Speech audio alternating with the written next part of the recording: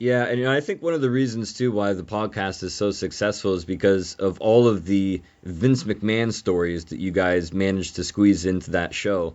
I wonder why Vince has been over the years such a, I don't want to say a secretive guy, but he's just not a very public guy. Like when you think of somebody who's in a similar role as him, like a Dana White or something, I mean, he's on TV every second day. He's doing interviews.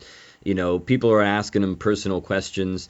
Why is it that Vince has been kind of, behind the curtain, so to speak, except when he's in character, and the character is actually himself, and so that's also makes it kind of confusing, right?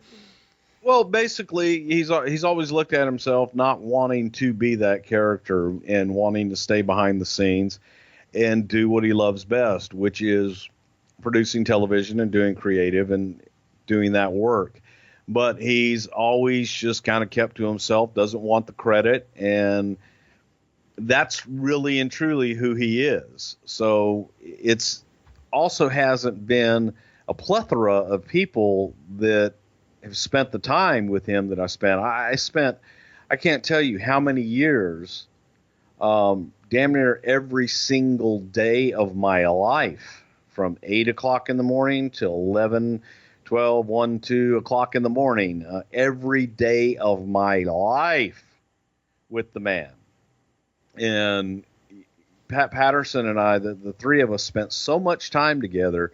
We got sick of each other. We fought. But it could be brutal. If he went to go get a haircut, we went with him and worked. You just constantly worked. He had probably, we always laugh and joke because he had the best situation in the world because he had two single guys that had no other life really other than the business.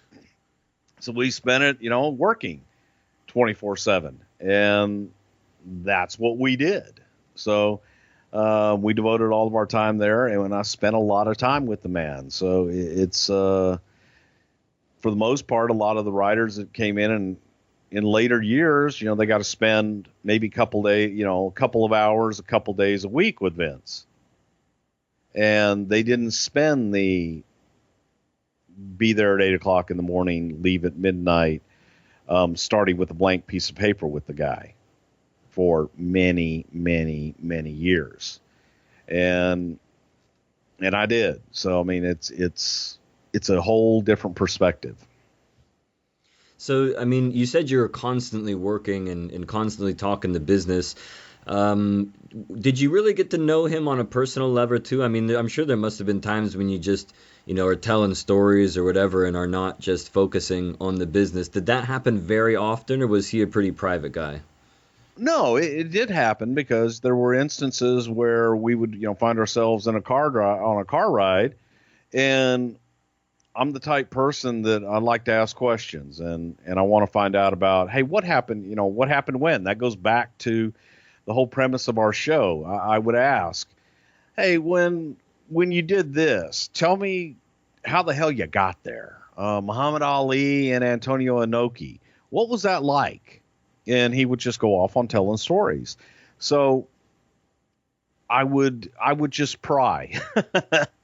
I would always dig a little bit deeper and try and find out a little bit more. And what made you come up with this? Why did you do that? How was this guy? Every chance I got. So it was a constant interview as well. When do you think that Vince first started to recognize you as somebody that he not only trusted but wanted to work a little bit more closely with?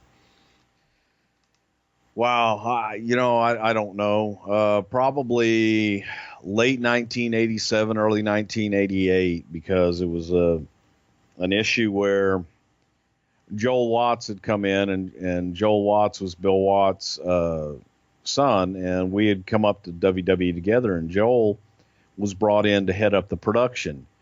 And Joel quit, just totally unexpected and out of the blue. And when Joel left, I just stepped in and took over those duties. Didn't have a clue what I was doing, but I just stepped in and was willing to do whatever it took to get the job done. and it was baptism under fire. So I learned on the go, and I think that when he saw that, he opened up to me and just kept giving me as much as I was willing to take on. So what was the first big kind of assignment you got from Vince afterwards? The first major that I really remember that was kind of one of those milestones was the very first Royal Rumble on the USA Network, that I wrote completely by myself and ran it, did it, the whole 9 yards. And that was the first time I'd ever done live television, and with the exception of Survivor Series, but it was the first time that I'd ever done live TV, and it was, again, you learn a lot. You just go and you get out there and you just do it, and that's the best way to learn. What was the best lesson that you learned from Vince? Always ask. Well, I really learned. I'll say it from Vince, but it was really from Pat Patterson and how to deal with Vince. And it's just two simple words: what if? Because I had a very abrupt style for many years, where if I didn't like something, I would just tell you, you know what, that sucked, or I didn't like it, and just be very abrupt in my approach. And Pat said to me one day, he says, rather than just saying something sucks, try it on, and if you've got a better idea, throw out 2 words, what if, and present your idea. It gives the other person, it takes them off guard a little bit, and it gives them an opportunity to think about what you're saying versus having to go on the defensive to defend their idea. You listen to their idea, you try it on, and go, okay, hey, that's cool, but what if we tried it this way? And that was probably the most valuable lesson I've ever learned.